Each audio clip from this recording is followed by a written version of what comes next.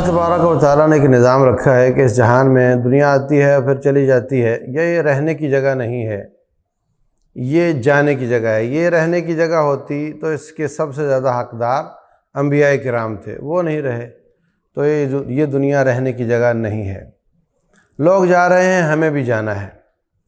مرنے والے کے کچھ حقوق ہوتے ہیں، اس میں جیسے ہی وہ وفات پائے اس کے پاؤں باندھ دیے جاتے ہیں، اس کا سر باندھ دیا جاتا ہے، آنکھیں بند کر دی جاتی ہیں، منہ کھلا ہوا نہ رہے، اور ٹانگیں ہوں سیدھی ہوں تو ٹیڑھی ہوں تو سیدھی کر دی جاتی ہیں۔ اس کے بعد اس کو نہلانا، غسل دینا، یہ ایک الگ چیپٹر ہے، کبھی بات کریں گے انشاءاللہ۔ اس کے بعد اس کا جنازہ پڑھنا۔ تو جنازے کے لیے میں کچھ عرض کرنا چاہوں گا کہ جنازے میں کم از کم 4 تکبیرات ہوتی ہیں، 5 بھی ہو سکتی ہیں، زیادہ بھی ہو سکتی ہیں، اور جو اضافی تکبیرات ہیں ان کے بیچ میں بھی دعائیں ہی کرنی ہوتی ہیں۔ پہلی تکبیر کے بعد فاتحہ پڑھی جاتی ہے اور اس کے ساتھ کوئی سورت ملائی جاتی ہے، یہ صحیح ثابت ہے۔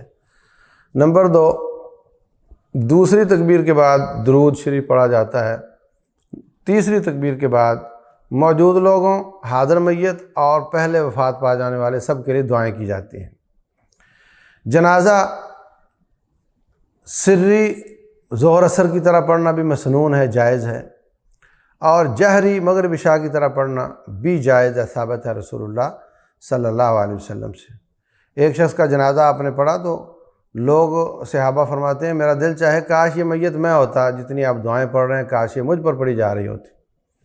تو آواز کے ساتھ پڑھنا بھی ثابت ہے۔ اسی طرح جنازے میں ایک طرف سلام پھیرنا بھی کافی ہے اور عام نمازوں میں بھی کافی ہے، اور دونوں طرف سلام پھیرنا بھی جائز ہے، دونوں طریقے ٹھیک ہیں۔ کوشش کرنی چاہیے کہ زیادہ سے زیادہ دعائیں کی جائیں اور سب لوگ آمین پر اکتفا کرنے کی بجائے دعائیں پڑھیں اس کے لیے خلوص کے ساتھ، یہ آخری خیر ہے اس کے ساتھ ہماری۔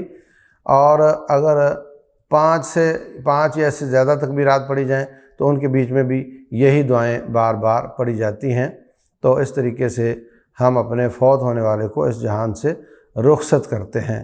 واللہ اعلم، وصلی اللہ وسلم وبارک علی نبینا۔